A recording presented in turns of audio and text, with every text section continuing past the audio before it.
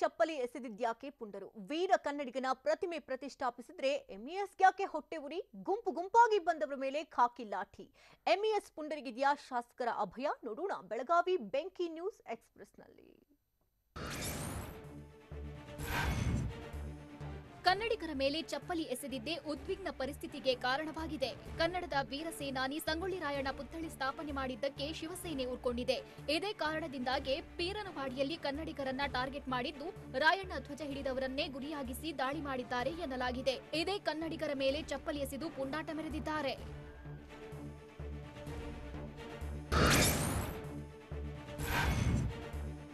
ಪೀರನವಾಡಿಯಲ್ಲಿ ರಾಯಣ್ಣ ಪ್ರತಿಮೆ ಪ್ರತಿಷ್ಠಾಪನೆ ವಿಚಾರ ಕ್ಷಣ ಕ್ಷಣಕ್ಕೂ ಧಗಧಗಿಸುತ್ತಿದೆ. ಬೆಳಗಾವಿ ತಾಲೂಕಿನ ಪೀರನವಾಡಿ ನಾಕಾ ಬಳಿ ರಾತ್ರೋರಾತ್ರಿ ಪ್ರತಿಷ್ಠಾಪನೆ ಮಾಡಲಾಗಿದೆ. ರಾಯಣ್ಣ ಅಭಿಮಾನಿಗಳು ಗುರುತಿಸಿದ ಜಾಗದಲ್ಲಿಯೇ 5 ಅಡಿ ಎತ್ತರದ ಸಂಗೊಳ್ಳಿ ರಾಯಣ್ಣ ಪ್ರತಿಮೆ ಪ್ರತಿಷ್ಠಾಪನೆ ಮಾಡಿದ್ದು, ಇದೇ ವಿಚಾರವಾಗಿ ನಿನ್ನೆ ಬೆಳಗಾವಿಯಲ್ಲಿ ಧರಣಿ ನಡೆದಿತ್ತು.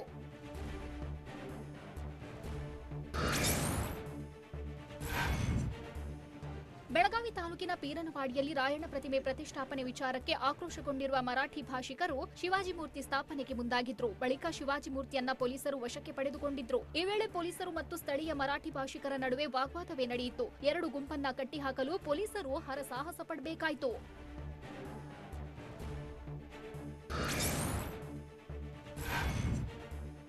ಪೀರನವಾಡಿಯಲ್ಲಿ ಸಂಗೊಳ್ಳಿ ರಾಯಣ್ಣ ಪ್ರತಿಮೆ ಪ್ರತಿಷ್ಠಾಪನೆ ವಿಚಾರಕ್ಕೆ ಮರಾಠಿ ಭಾಷಿಕರು ನಾಕಾ ಬಳಿ ಜಮಾವಣೆಯಾಗಿದ್ರು. ಸ್ಥಳಕ್ಕೆ ಕನ್ನಡಪರ ಮತ್ತು ರಾಯಣ್ಣ ಹೋರಾಟಗಾರರು ಆಗಮಿಸಿದ್ರು. ರಾಯಣ್ಣ ಮೂರ್ತಿ ಕಡೆ ಕನ್ನಡಪರ ಕಾರ್ಯಕರ್ತರು ಮತ್ತು ರಾಯಣ್ಣ ಅಭಿಮಾನಿಗಳು ಬರ್ತಿದ್ದಂತೆ ಶಿವಾಜಿ ಮೂರ್ತಿ ಬಳಿ 200ಕ್ಕೂ ಅಧಿಕ ಸ್ಥಳೀಯ ಮರಾಠಿ ಭಾಷಿಕರು ಜಮಾವಣೆಗೊಂಡಿದ್ರು. ಸ್ಥಳದಲ್ಲಿ ಬಿಗುವಿನ ವಾತಾವರಣ ನಿರ್ಮಾಣವಾಗಿತ್ತು.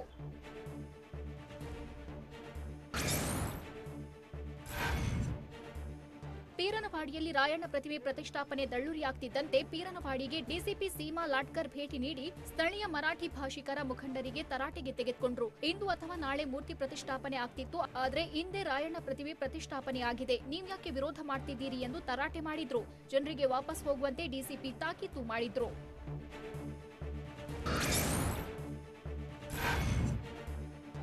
ಪೀರನವಾಡಿಯಲ್ಲಿ ರಾಯಣ್ಣ ಪ್ರತಿಮೆ ಪ್ರತಿಷ್ಠಾಪನೆ ವಿಚಾರದಿಂದ ಕುಂದಾನಗರಿ ಧಗಧಗ ಅಂತಿದೆ. ಕನ್ನಡಿಗರು ಮತ್ತು ಮರಾಠಿ ಭಾಷಿಕರಿಬ್ಬರು ಸ್ಥಳದಲ್ಲಿ ಅಪಾರ ಸಂಖ್ಯೆಯಲ್ಲಿ ಜಮಾವಣೆಯಾಗಿದ್ದರಿಂದಾಗಿ ಜನರನ್ನ ನಿಯಂತ್ರಿಸೋದೇ ಪೊಲೀಸರಿಗೆ ಸವಾಲಾಗಿತ್ತು. ಧ್ವಜ ಹಿಡಿದು ಬೈಕ್ಗಳಲ್ಲಿ ಬಂದವರಿಗೆ ಪೊಲೀಸರು ಲಾಠಿ ರುಚಿ ತೋರಿಸಿದ್ರು.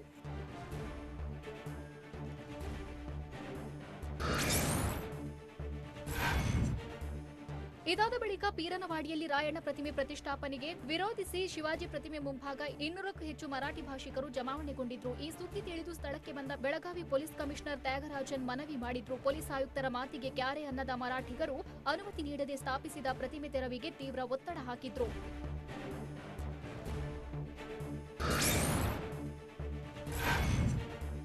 ಪೀರನವಾಡಿಯಲ್ಲಿ ರಾಯಣ್ಣ ಪುತ್ಥಳಿ ಪ್ರತಿಷ್ಠಾಪಿಸಿದ್ದಕ್ಕೆ ಮತ್ತೆ ಎಂಇಎಸ್ ಪುಂಡರು ದಾಂಧಲೆ ಮಾಡಿದ್ರು. ಶಿವಾಜಿ ಮೂರ್ತಿ ಬಳಿ ಜಮಾಯಿಸಿದ್ದ 200ಕ್ಕೂ ಹೆಚ್ಚು ಮರಾಠಿಗರು ಪುಂಡಾಟ ನಡೆಸಿದ್ರು. ಕಾಲ್ಕಿರಿದು ಜಗಳಕ್ಕೆ ಬಂದ್ರು. ಇದರಿಂದಾಗಿ ಪೀರನವಾಡಿಯಲ್ಲಿ ಮತ್ತಷ್ಟು ಉದ್ವಿಗ್ನ ವಾತಾವರಣ ನಿರ್ಮಾಣವಾಯಿತು.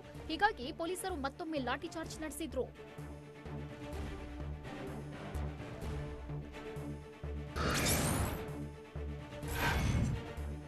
ಪೀರನವಾಡಿಯಲ್ಲಿ ಮರಾಠಿ ಪುಂಡರು ಅಟ್ಟಹಾಸ ಮೆರೆಯುತ್ತಿದ್ರು. ಬೆಳಗಾವಿ ದಕ್ಷಿಣ ಕ್ಷೇತ್ರದ ಬಿಜೆಪಿ ಶಾಸಕ ಅಭಯ್ ಪಾಟೀಲ್ ತಮ್ಮ ಪಾಡಿಗೆ ತಾವಿದ್ರು. ಆಗಸ್ಟ್ 15ರಿಂದ ವಿವಾದವೆದ್ದಿದೆ. ಆದ್ರೂ ಈ ಪ್ರಕರಣದ ಕುರಿತು ಅಭಯ್ ಪಾಟೀಲ್ ತುಟಿ ಬಿಚ್ಚಿಲ್ಲ. ವೋಟ್ ಬ್ಯಾಂಕ್ ಆಗಿ ಸೈಲೆಂಟ್ ಆದ್ರ ಅಂತ ಕನ್ನಡಪರ ಕಾರ್ಯಕರ್ತರು ಆಕ್ರೋಶ ವ್ಯಕ್ತಪಡಿಸಿದ್ದಾರೆ. ಇದೇ ವೇಳೆ ಸ್ಥಳಕ್ಕೆ ಬಾರದ ಡಿಸಿ ವಿರುದ್ಧ ಗರಂ ಆಗಿದ್ದಾರೆ.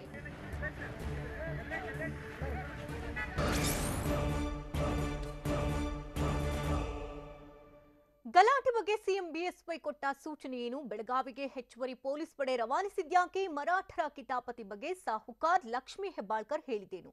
ಪುಂಡರನ್ನ ಛೂ ಬಿಟ್ಟು ಮೋಜು ನೋಡಿತಾ ಶಿವಸೇನೆ? ಇಂತಹ ಕೌತುಕದ ಸುದ್ದಿಯನ್ನ ನೋಡೋಣ ಸ್ಟೇಟ್ ನ್ಯೂಸ್ ಎಕ್ಸ್‌ಪ್ರೆಸ್‌ನಲ್ಲಿ.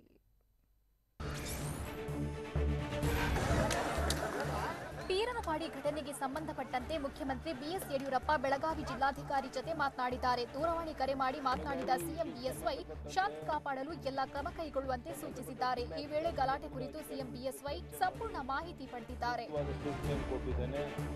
ಅಲ್ಲಿ ಮರಾಠಿಗರು ಕನ್ನಡಿಗರು ಅಂತ ಯಾವುದೇ ಭೇದ ಭಾವನೆಗೆ ಅವಕಾಶ ಮಾಡಿಕೊಡ್ದೇನೆ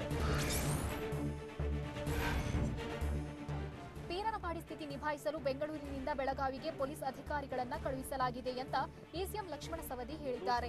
ಬೆಂಗಳೂರಿನಲ್ಲಿ ಮಾತನಾಡಿದ ಸವದಿ, ಈಗಾಗಲೇ ರಾಯಣ್ಣ ಪ್ರತಿಮೆ ನಿರ್ಮಿಸಲು ತೀರ್ಮಾನಿಸಲಾಗಿದೆ. ಹೀಗಾಗಿ 2 ಸಮಾಜದ ಮುಖಂಡರ ಜತೆ ಮಾತನಾಡುವಂತೆ ಸೂಚಿಸಲಾಗಿದೆ ಎಂದಿದ್ದಾರೆ. ಜನ ಶಾಂತಿಯಿಂದ ಇರಬೇಕು ಅಂತ ಮನವಿ ಮಾಡಿದ್ದಾರೆ. ಯಾವುದೇ ಕಾರಣಕ್ಕಲ್ಲಿ ಶಾಂತಿ ಸುವ್ಯವಸ್ಥೆ ಹದಗೆಡಬಾರದು.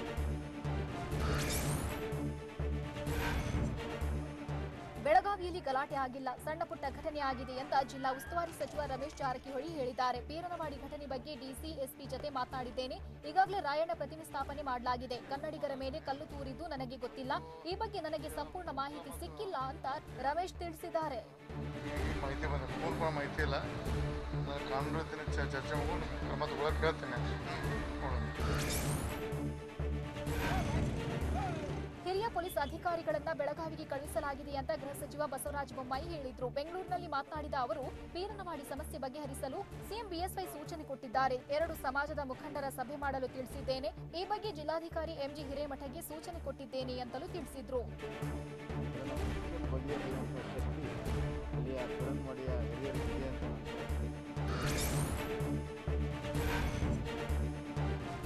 ನಮ್ಮದೇ ನೆಲದಲ್ಲಿ ರಾಯಣ್ಣ ಪ್ರತಿಮೆ ಪ್ರತಿಷ್ಠಾಪಿಸಲು ಹಿಂಜರಿಕೆ ಯಾಕೆ ಅಂತ ಕೆಪಿಸಿಸಿ ಮಾಜಿ ಅಧ್ಯಕ್ಷ ದಿನೇಶ್ ಗುಂಡೂರಾವ್ ಪ್ರಶ್ನಿಸಿದ್ದಾರೆ. ಪೀರನವಾಡಿ ಗಲಾಟೆ ಬಗ್ಗೆ ಟ್ವೀಟ್ ಮಾಡಿ ರಾಜ್ಯ ಸರ್ಕಾರದ ನಡೆಗೆ ಅಸಮಾಧಾನ ವ್ಯಕ್ತಪಡಿಸಿದ್ದಾರೆ. ಕರ್ನಾಟಕದ ಅಸ್ಮಿತೆ ವಿಚಾರದಲ್ಲಿ ರಾಜಿ ಇಲ್ಲ, ಸಂಗೊಳ್ಳಿ ರಾಯಣ್ಣ ಕರುನಾಡಿನ ಅಸ್ಮಿತೆ ಮತ್ತು ಹೆಮ್ಮೆ ಅಂತ ಹೇಳಿದ್ದಾರೆ.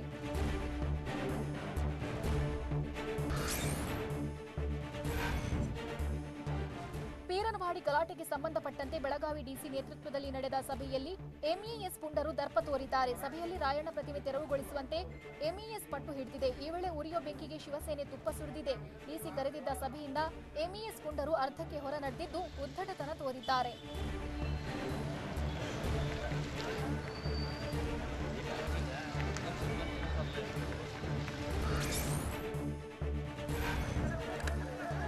ರಾಜಕೀಯ ಅಸ್ತಿತ್ವಕ್ಕಾಗಿ ಶಿವಸೇನೆ ನಾಯಕರು ಪೀರನವಾಡಿ ಗಲಾಟೆಯಲ್ಲಿ ಪುಂಡರನ್ನ ಛೂ ಬಿಟ್ಟಿದ್ದಾರೆ ಅಂತ ಹೇಳಲಾಗಿದೆ. ಮಹಾರಾಷ್ಟ್ರದಲ್ಲಿ ಅಧಿಕಾರದಲ್ಲಿರೋ ಶಿವಸೇನೆ ಬೆಳಗಾವಿ ಮೇಲೆ ಕಣ್ಣು ಹಾಕಿದ್ದು, ಗಲಾಟೆ ಹಿಂದೆ ಶಿವಸೇನೆ ಎಂಇಎಸ್ ಕೈವಾಡವಿದೆ ಎನ್ನಲಾಗಿದೆ. ಮೂರ್ತಿ ಪ್ರತಿಷ್ಠಾಪನೆ ವಿಚಾರದಲ್ಲಿ ಮರಾಠಿಗರು ಕನ್ನಡಿಗರ ಮಧ್ಯೆ ವೈಷಮ್ಯ ಬಿತ್ತಿ ಬೇಳೆ ಬೇಯಿಸಿಕೊಳ್ಳಲು ಯತ್ನಿಸುತ್ತಿವೆ ಎನ್ನಲಾಗಿದೆ.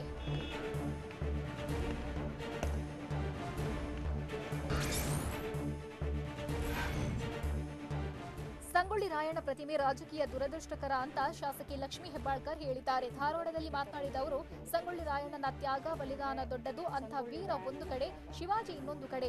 ಇಂಥವರ ವಿಷಯದಲ್ಲಿ ರಾಜಕಾರಣ ಆಗಬಾರದು, ಸರ್ಕಾರ ತಕ್ಷಣ ಮಧ್ಯಪ್ರವೇಶ ಮಾಡಬೇಕು ಅಂತ ಲಕ್ಷ್ಮೀ ಹೆಬ್ಬಾಳ್ಕರ್ ಆಗ್ರಹಿಸಿದ್ದಾರೆ. ದೇಶವನ್ನ ಒಗ್ಗಟ್ಟಾಗಿ ಇಟ್ಟು ಕಟ್ಟಿದಂತ ಇನ್ನೊಬ್ಬ ಧೀರ ಪುರುಷ ಶಿವಾಜಿ ಮಹಾರಾಜ. ವಿಜಯಪುರ ಜಿಲ್ಲೆ ಸಿಂದಗಿ ತಾಲೂಕಿನ ಬೂದಿಹಾಳದಲ್ಲಿ ದಲಿತ ಯುವಕನನ್ನ ಹತ್ಯೆಗೈಯಲಾಗಿದೆ. ಮೃತ ಅನಿಲ್ ಕೆರದಿನದ ಹಿಂದೆ ದೇಗುಲದ ಕಟ್ಟೆ ಮೇಲೆ ಕುಳಿತಿದ್ದಂತೆ. ಆಗ ಮೇಲ್ವರ್ಗದವರಿಗೆ ಸಮಾನವಾಗಿ ಕುಳಿತಿದ್ಯಾ ಅಂತ ಸಿದ್ದು ಎಂಬಾತ ಜಗಳ ತೆಗೆದಿದ್ದಂತೆ. ಇದೇ ದ್ವೇಷಕ್ಕೆ ಸಿದ್ದು, ಸಂತೋಷ್ ಅನ್ನೋರು ಕೊಲೆ ಮಾಡಿದ್ದಾರೆ ಅಂತ ಆರೋಪಿಸಿ ಶವವಿಟ್ಟು ಸಂಬಂಧಿಕರು ಪ್ರತಿಭಟಿಸಿದ್ದಾರೆ.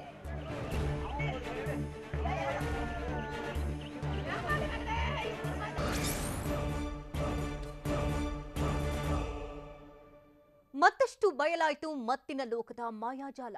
ಸ್ಯಾಂಡಲ್ವುಡ್ ನಟ ನಟಿಯರಿಗೆ ಡ್ರಗ್ಸ್ ಕಂಟಕ ಫಿಕ್ಸ, ನಶೆರಾಣಿಯ ಮತ್ತೊಂದು ಸ್ಫೋಟಕ ಮಾಹಿತಿ ರಿವೀಲ್. ಗೊಂಬೆಗಳ ಮೂಲಕ ಬೆಂಗಳೂರಿಗೆ ಬರ್ತಿತ್ತ ಮಾದಕ ವಸ್ತು. ಭ್ರಷ್ಟ ಅಧಿಕಾರಿಗಳ ಮನೆಯಲ್ಲಿತ್ತು ಕಂತೆ ಕಂತೆ ನೋಟು. ಇದೆಲ್ಲವನ್ನು ನೋಡೋಣ ಬೆಂಗಳೂರು ನ್ಯೂಸ್ ಎಕ್ಸ್‌ಪ್ರೆಸ್‌ನಲ್ಲಿ. ಸ್ಯಾಂಡಲ್ವುಡ್ ನಟ ನಟಿಯರಿಗೆ ಡ್ರಗ್ಸ್ ಕೇಸ್ ಸಂಕಷ್ಟ ಫಿಕ್ಸ್ ಎನ್ನಲಾಗ್ತಿದೆ. ಯಾಕಂದ್ರೆ ಈಗಾಗಲೇ ಖ್ಯಾತ ಕಲಾವಿದರ ಹೆಸರನ್ನ ಬಂಧಿತ ಡ್ರಗ್ ಡೀಲರ್ಸ್ ಬಾಯ್ಬಿಟ್ಟಿದ್ದಾರೆ. ಹೀಗಾಗಿ ಎನ್ಸಿಬಿ ಡ್ರಗ್ಸ್ ಸಾಗಾಟ ಖರೀದಿಸಿದವರ ಬಗ್ಗೆ ತನಿಖೆ ಚುರುಕುಗೊಳಿಸಿದ್ದು, ವಿವಿಐಪಿಗಳ ಮಾಹಿತಿ ಕಲೆ ಹಾಕ್ತಿದೆ. ಮೊದಲು ಸ್ಟಾರ್ಗಳಿಗೆ, ಸಂಗೀತ ನಿರ್ದೇಶಕರಿಗೆ ನೋಟಿಸ್ ನೀಡಿ ವಿಚಾರಣೆಗೆ ಬರುವಂತೆ ಹೇಳುವ ಸಾಧ್ಯತೆ ಇದೆ.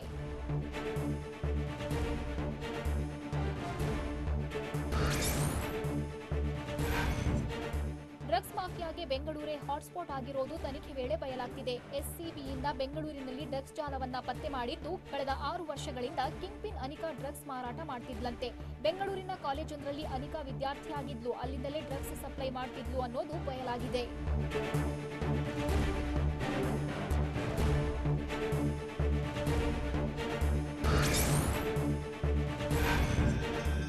ಬೆಂಗಳೂರಿನಲ್ಲಿ ಕಾಲೇಜು ವಿದ್ಯಾರ್ಥಿಗಳು ಮತ್ತು ಸ್ಯಾಂಡಲ್ವುಡ್ ಕಲಾವಿದರಿಗೆ ಡ್ರಗ್ಸ್ ಸಪ್ಲೈ ಮಾಡುತ್ತಿದ್ದ ಕಿಂಗ್ ಪಿನ್ ಅನಿಕಾ ಖುದ್ದು ಡ್ರಗ್ಸ್ ಜಾಲಕ್ಕೆ ಸಿಲುಕಿದ್ದಳಂತೆ. ಸ್ವತಃ ಡ್ರಗ್ಸ್ಗೆ ಅಡಿಕ್ಟ್ ಆಗಿರುವ ಬಂಧಿತ ಆರೋಪಿ ಅನಿಕಾ ಎನ್ಸಿಬಿ ಅಧಿಕಾರಿಗಳು ಬಂಧಿಸಿದ್ದ ವೇಳೆ ಡ್ರಗ್ಸ್ ನಶೆಯಲ್ಲಿದ್ಲು. ಬಂಧಿಸಿ 10 ಗಂಟೆಯಾದ್ಮೇಲೆ ಡ್ರಗ್ಸ್ ನಶೆಯಿಂದ ಅನಿಕಾ ಹೊರಬಂದಿದ್ದಾಳೆ.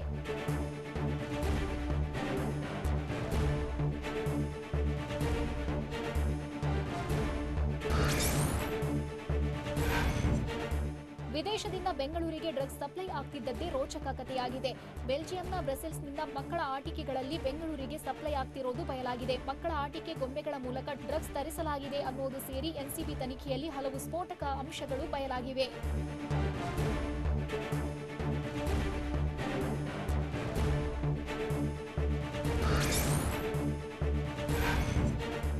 ಬೆಂಗಳೂರಲ್ಲಿ ಎಸಿಬಿ ಅಧಿಕಾರಿಗಳು 3 ಭ್ರಷ್ಟರ ಬೇಟೆಯಾಡಿದ್ದಾರೆ. ಬೆಂಗಳೂರಿನ ವಸಂತನಗರದ ಮಹರ್ಷಿ ವಾಲ್ಮೀಕಿ ಪರಿಶಿಷ್ಟ ಅಭಿವೃದ್ಧಿ ನಿಗಮದ ಅಧಿಕಾರಿಗಳನ್ನು ಎಸಿಬಿ ಖೆಡ್ಡಾಗಿ ಕೆಡವಿದೆ. ನಿಗಮದ general manager Nagesh, assistant general manager Manjula ಹಾಗೂ ಮ್ಯಾನೇಜರ್ ಸುಬ್ಬಯ್ಯನನ್ನು ಎಸಿಬಿ ಅಧಿಕಾರಿಗಳು ಬಂಧಿಸಿದ್ದಾರೆ.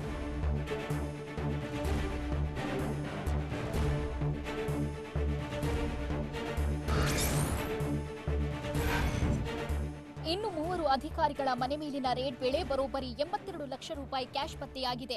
ಜನರಲ್ ಮ್ಯಾನೇಜರ್ ನಾಗೇಶ್ ನಿವಾಸದಲ್ಲಿ 32.5 ಲಕ್ಷ ಹಣ, ಮ್ಯಾನೇಜರ್ ಸುಬ್ಬಯ್ಯ ನಿವಾಸದಲ್ಲಿ 27.5 ಲಕ್ಷ ಹಣ ಹಾಗೂ ಕಚೇರಿಯಲ್ಲಿ 22 ಲಕ್ಷ ಹಣ ವಶಕ್ಕೆ ಪಡೆಯಲಾಗಿದೆ.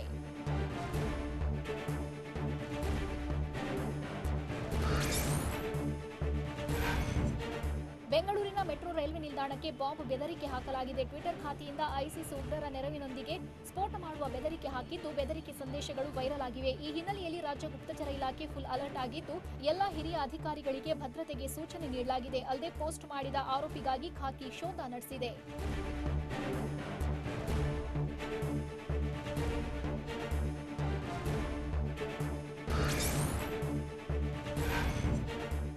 ಬಿಬಿಎಂಪಿ ಚುನಾವಣೆಯ ಕಾವು ದಿನೇ ದಿನೇ ಜೋರಾಗ್ತಿದ್ದು, ದಿನಾಂಕ ನಿಗದಿಯಾಗುವುದಕ್ಕೂ ಮುನ್ನವೇ ಅಖಾಡಕ್ಕೆ ಇಳಿಯಲು ಕಾಂಗ್ರೆಸ್, ಜೆಡಿಎಸ್ ಹಾಗೂ ಪಕ್ಷೇತರ ಕಾರ್ಪೊರೇಟರ್ಗಳು ಪ್ಲಾನ್ ಮಾಡಿದ್ದಾರೆ.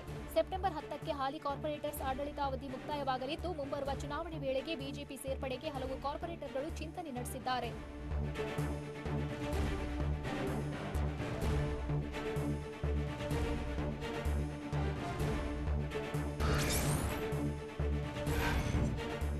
ವಿಟಿಯು ಡಿಗ್ರಿ 8ನೇ ಸೆಮಿಸ್ಟರ್ ಪ್ರಶ್ನೆ ಪತ್ರಿಕೆಯಲ್ಲಿ ಎಡವಟ್ಟಾಗಿದ್ದು, ಪ್ರಶ್ನೆ ಪತ್ರಿಕೆ ನೋಡಿ 8ನೇ ಸೆಮಿಸ್ಟರ್ ವಿದ್ಯಾರ್ಥಿಗಳು ಕಂಗಾಲಾಗಿದ್ದಾರೆ.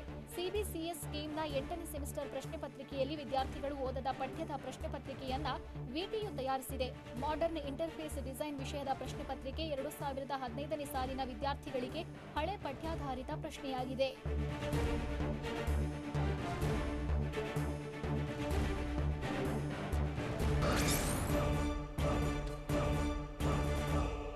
ವಿಶ್ವವ್ಯಾಪಿ ಮಿತಿ ಮೀರಿ ಆರ್ಭಟಿಸ್ತಾ ಇದೆ ಕಿಲ್ಲರ್ ಕೊರೋನಾ. ಒಂದೇ ದಿನದಲ್ಲಿ 2.5 ಲಕ್ಷ ಸೋಂಕಿತರು ಪತ್ತೆ. ಭಾರತದಲ್ಲೂ 33 ಲಕ್ಷ ದಾಟಿತು ಡೆಡ್ಲಿ ವೈರಸ್ ಅಟ್ಟಹಾಸ. ಕೊರೋನಾ ಬಗ್ಗೆ ಟ್ರಂಪ್ ಕೊಟ್ಟ ಹೇಳಿಕೆಯಾದರೂ ಏನು ನೋಡೋಣ ಕೊರೋನಾ ಹಾಟ್ಸ್ಪಾಟ್ನಲ್ಲಿ. ಭಾರತದಲ್ಲಿ ಕೊರೋನಾ ವೈರಸ್ನ ಅಬ್ಬರಕ್ಕೆ ಎಲ್ಲೇ ಇಲ್ಲದಂತಾಗಿದ್ದು, ಸೋಂಕಿತರ ಸಂಖ್ಯೆ ದಿನೇ ದಿನೇ ದುಪ್ಪಟ್ಟಾಗ್ತಿದೆ. ದೇಶದಲ್ಲಿ 33,84,575 ಜನರು ಸೋಂಕಿನ ಸುಳಿಗೆ ಸಿಲುಕಿದ್ರೆ 61,000 ಜನರು ಜೀವ ಕಳೆದುಕೊಂಡಿದ್ದಾರೆ. 7,39,818 ಜನರು ಆಸ್ಪತ್ರೆಯಲ್ಲಿ ಚಿಕಿತ್ಸೆ ಪಡೆಯುತ್ತಿದ್ರೆ 25 ಲಕ್ಷಕ್ಕೂ ಅಧಿಕ ಸೋಂಕಿತರು ಸೋಂಕಿನ ವಿರುದ್ಧ ಹೋರಾಡಿ ಗುಣಮುಖರಾಗಿದ್ದಾರೆ.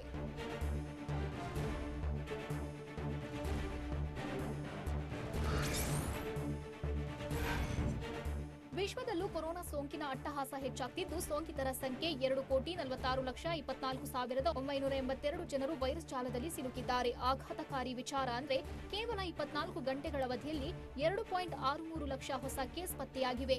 ಒಂದೇ ದಿನದಲ್ಲಿ 5,879 ಸೋಂಕಿತರು ಕೊರೋನಾಗೆ ಬಲಿಯಾಗಿದ್ದು, ಈವರೆಗೂ 8,34,791 ಜನರು ಪ್ರಾಣ ಕಳೆದುಕೊಂಡಿದ್ದಾರೆ.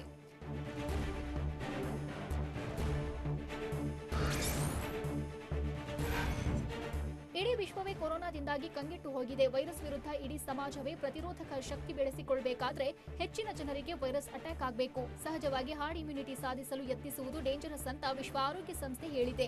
ಇನ್ನು ಭಾರತ ಕೂಡ ಹಾರ್ಡ್ ಇಮ್ಯುನಿಟಿ ಸಾಧಿಸುವುದು ನಮ್ಮ ಆಯ್ಕೆ ಅಲ್ಲ ಅಂತ ಹೇಳಿದೆ.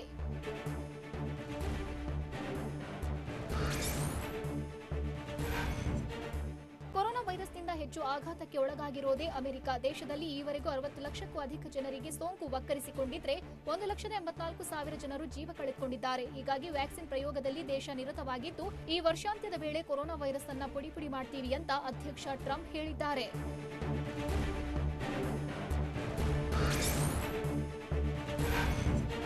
ಬೆಂಗಳೂರಿನಲ್ಲಿ ಕೊರೋನಾ ಸೋಂಕು ನಿಯಂತ್ರಣಕ್ಕೆ 2 ಸೂತ್ರಗಳನ್ನು ಅಳವಡಿಸಲು ಬಿಬಿಎಂಪಿ ಮುಂದಾಗಿದೆ. ಹೀಗಾಗಿ ಸಿಎಂ ಜೊತೆ ಚರ್ಚಿಸಿ ಮುಂದಿನ ಕ್ರಮ ಕೈಗೊಳ್ಳಲು ಬಿಬಿಎಂಪಿ ಮುಂದಾಗಿದ್ದು, ಕನ್ವೆನ್ಷನಲ್ ಅಪ್ರೋಚ್, ಅಗ್ರೆಸಿವ್ ಅಪ್ರೋಚ್ ಸೂತ್ರ ಜಾರಿಯಾಗಲಿದೆ. ಸೋಂಕಿನ ಲಕ್ಷಣವಿರುವವರು ಬಂದು ಟೆಸ್ಟ್ ಮಾಡಿಸಿಕೊಳ್ಳಬೇಕು ಅಂತ ಬಿಬಿಎಂಪಿ ಆಯುಕ್ತ ಮಂಜುನಾಥ್ ಪ್ರಸಾದ್ ಹೇಳಿದ್ದಾರೆ.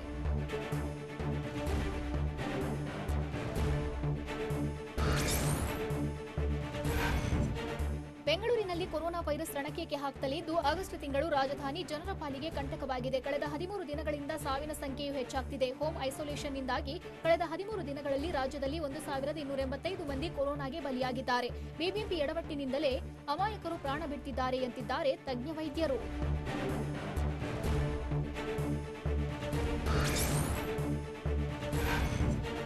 ತೆಲಂಗಾಣ ರಾಜ್ಯದಲ್ಲಿ ವೈರಸ್ನ ಹೆಮ್ಮಾರಿತನಕ್ಕೆ ಬ್ರೇಕೇ ಬಿದ್ದಿಲ್ಲ. ರಾಜ್ಯದಲ್ಲಿ ಸೋಂಕಿತರ ಸಂಖ್ಯೆ ಕ್ಷಣ ಕ್ಷಣಕ್ಕೂ ಎಲ್ಲೆ ಮೀರಿ ಏರಿಕೆಯಾಗ್ತಲೇ ಇದೆ. ಕಳೆದ 24 ಗಂಟೆಗಳ ಅವಧಿಯಲ್ಲಿ 2,932 ಜನರು ಸೋಂಕಿಗೆ ತುತ್ತಾಗಿದ್ರೆ ಒಂದೇ ದಿನ 11 ಜನರು ಪ್ರಾಣ ಕಳೆದುಕೊಂಡಿದ್ದಾರೆ.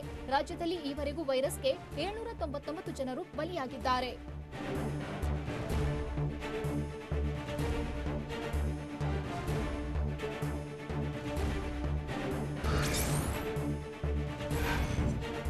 ದೇಶದ 7 ರಾಜ್ಯಗಳಲ್ಲಿ ಕೊರೋನಾ ಸೋಂಕಿನಿಂದಾಗಿ ಸಾವನ್ನಪ್ಪುವವರ ಸಂಖ್ಯೆ ಹೆಚ್ಚಾಗ್ತಿದೆ. ಈ ಬಗ್ಗೆ ಕಳವಳ ವ್ಯಕ್ತಪಡಿಸಿರುವ ಕೇಂದ್ರ ಸರ್ಕಾರ ಜಮ್ಮು ಕಾಶ್ಮೀರ ಸೇರಿದಂತೆ ಇತರ ರಾಜ್ಯಗಳಲ್ಲಿ ಸೋಂಕಿತರ ಸಾವಿನ ಪ್ರಮಾಣವನ್ನು ತಗ್ಗಿಸುವಂತೆ ಹೇಳಿದೆ.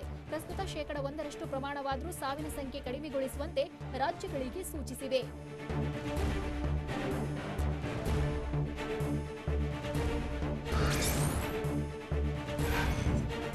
ಕೊರೋನಾ ಸೋಂಕಿನಿಂದಾಗಿ ದೇಗುಲಗಳು ಬಂದಾಗಿದ್ದರಿಂದಾಗಿ ಮುಜರಾಯಿ ಇಲಾಖೆಗೆ ತುಂಬಾ ನಷ್ಟ ಉಂಟಾಗಿದೆ. ಹೀಗಾಗಿ ಈ ನಷ್ಟ ಭರಿಸಿಕೊಳ್ಳೋಕೆ ಮಾಸ್ಟರ್ ಪ್ಲಾನ್ ಮಾಡಿದ್ದು, ಶೀಘ್ರವೇ ದೇಗುಲಗಳಲ್ಲಿ ಸ್ಥಗಿತಗೊಂಡಿದ್ದ ಸೇವೆಗಳು ಆರಂಭಗೊಳ್ಳುವ ಸಾಧ್ಯತೆ ಇದೆ.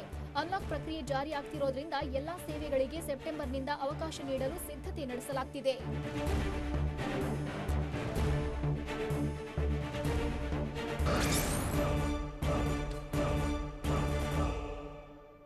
ವರುಣನ ಆರ್ಭಟಕ್ಕೆ ನೀರಲ್ಲಿ ತೇಲಾಡಿತು ಛತ್ತೀಸ್ಗಢ. ಪದವಿ ಪರೀಕ್ಷೆ ಬಗ್ಗೆ ಸುಪ್ರೀಂ ಕೋರ್ಟ್ ಹೇಳಿದ್ದೇನು?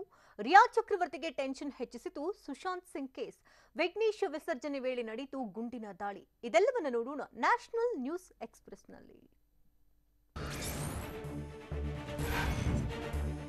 ಛತ್ತೀಸ್ಗಢದಲ್ಲಿ ಕಳೆದ ಕೆಲ ದಿನಗಳಿಂದ ಭಾರಿ ಮಳೆಯಾಗ್ತಿದೆ. ಇದರಿಂದಾಗಿ ರಾಯಪುರ್ ಜಿಲ್ಲೆಯಲ್ಲಿ ಪ್ರವಾಹ ಪರಿಸ್ಥಿತಿ ನಿರ್ಮಾಣವಾಗಿದೆ. ಜಿಲ್ಲೆಯ ವಿವಿಧ ಹಳ್ಳಿಗಳಿಗೆ ನೀರು ನುಗ್ಗಿದ್ದು, ರಸ್ತೆಗಳಲ್ಲಿ ಮೊಣಕಾಲೆತ್ತರ ನೀರು ನಿಂತಿದೆ. ಮನೆಗಳೆಲ್ಲ ನೀರಲ್ಲೇ ನಿಂತಿದ್ದು ಜನರು ಕಂಗಾಲಾಗಿದ್ದಾರೆ. ಅಲ್ಲದೆ ಜನರು ಮಳೆ ನೀರಲ್ಲೇ ಈಜಿಕೊಂಡು ಸುರಕ್ಷಿತ ಸ್ಥಳಕ್ಕೆ ತೆರಳುತ್ತಿದ್ದಾರೆ.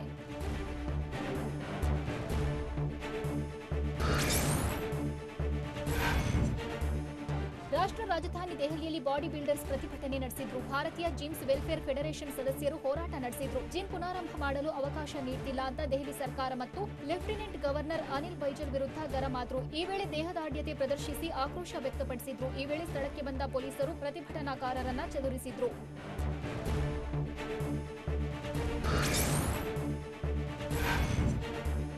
ಪದವಿಯ ಅಂತಿಮ ತರಗತಿಯ ಪರೀಕ್ಷೆಗಳನ್ನು ನಡೆಸಲೇಬೇಕು ಎಂದು ಸುಪ್ರೀಂ ಕೋರ್ಟ್ ಇಂದು ಆದೇಶ ನೀಡಿದೆ. ಪರೀಕ್ಷೆಗಳನ್ನು ರದ್ದುಪಡಿಸಲು ಸಾಧ್ಯವಿಲ್ಲ. ಬೇಕಾದರೆ ಪರೀಕ್ಷೆಗಳನ್ನು ಮುಂದೂಡಬಹುದು. ಪರೀಕ್ಷೆ ನಡೆಸದೆ ವಿದ್ಯಾರ್ಥಿಗಳನ್ನು ಪ್ರಮೋಟ್ ಮಾಡುವುದು ಸರಿಯಲ್ಲ ಎಂದು ಸುಪ್ರೀಂ ಕೋರ್ಟ್ ಆದೇಶ ನೀಡಿದೆ.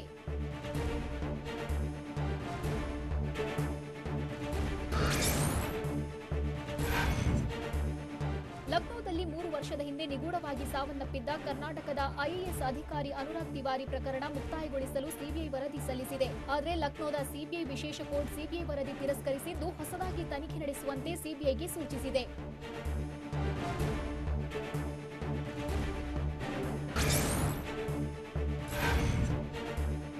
ಬಾಲಿವುಡ್ ನಟ ಸುಶಾಂತ್ ಸಿಂಗ್ ಸಾವಿನ ಪ್ರಕರಣದಲ್ಲಿ ತನಿಖೆ ಚುರುಕುಗೊಂಡಿದೆ. ಸಿಬಿಐ ಇಂದು ರಿಯಾ ಚಕ್ರವರ್ತಿ ವಿಚಾರಣೆ ನಡೆಸಲಿದೆ. ರಿಯಾ ಚಕ್ರವರ್ತಿಗೆ ವಿಚಾರಣೆಗೆ ಹಾಜರಾಗುವಂತೆ ಸಮನ್ಸ್ ನೀಡಿದ್ದು, ಸುಶಾಂತ್ ಸಾವಿನ ಕೇಸ್ನ ಬಗ್ಗೆ ಎಳೆ ಎಳೆಯಾಗಿ ಮಾಹಿತಿ ಸಂಗ್ರಹಿಸಲಿದ್ದಾರೆ.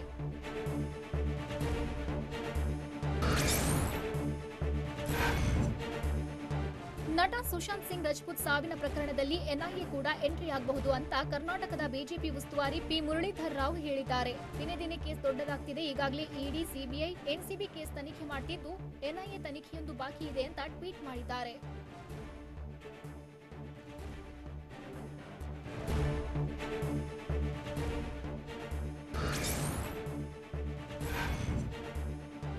ಗಣೇಶ ಮೂರ್ತಿ ವಿಸರ್ಜನೆ ವೇಳೆ ಗುಂಡು ಹಾರಿಸಿ ಆರ್ಮಿಯ ನಿವೃತ್ತ ಉದ್ಯೋಗಿ ಸಂಭ್ರಮಿಸಿದ ಘಟನೆ ಹೈದರಾಬಾದ್ನ ಸೈಬರಾಬಾದ್ನಲ್ಲಿ ನಡೆದಿದೆ. ಹೈದರ್ ಶಾಕೋಟ್ ಬಳಿಯ ಶಿವ ಹೈಲೈಟ್ಸ್ನ ಅಪಾರ್ಟ್ಮೆಂಟ್ನ ಗಣೇಶ ಮೂರ್ತಿ ವಿಸರ್ಜನೆಯ ವೇಳೆ ನಾಗಮಲ್ಲೇಶ್ ಗುಂಡು ಹಾರಿಸಿದ್ದು, ಓರ್ವನ ಕಿವಿ ಪಕ್ಕದಿಂದ ಗುಂಡು ಹಾರಿದೆ. ಸದ್ಯ ನಾಗಮಲ್ಲೇಶ್ನನ್ನ ವಶಕ್ಕೆ ಪಡೆದು ಪೊಲೀಸರು ವಿಚಾರಣೆ ನಡೆಸುತ್ತಿದ್ದಾರೆ.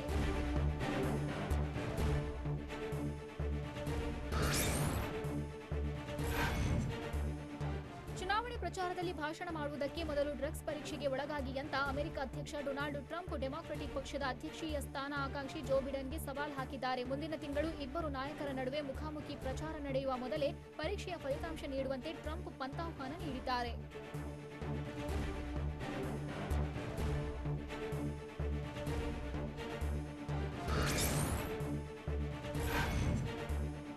ವಾಷಿಂಗ್ಟನ್ನಲ್ಲಿ ರಿಪಬ್ಲಿಕನ್ ಪಕ್ಷದ ವತಿಯಿಂದ ಆಯೋಜಿಸಲಾಗಿದ್ದ ಪ್ರಚಾರದಲ್ಲಿ ಮಾತನಾಡಿದ ಉಪಾಧ್ಯಕ್ಷ ಮೈಕ್ ಪೆನ್ಸ್, ಇನ್ನು 4 ವರ್ಷಗಳ ಕಾಲ ಅಮೆರಿಕಕ್ಕೆ ಡೊನಾಲ್ಡ್ ಟ್ರಂಪ್ರ ಅಧಿಕಾರದ ಅಗತ್ಯವಿದೆ ಎಂದರು. ಪೆನ್ಸ್ರನ್ನು ಉಪಾಧ್ಯಕ್ಷ ಸ್ಥಾನದ ಅಭ್ಯರ್ಥಿ ಎಂದು ಇದೇ ಸಂದರ್ಭದಲ್ಲಿ ಪ್ರಕಟಿಸಲಾಯಿತು.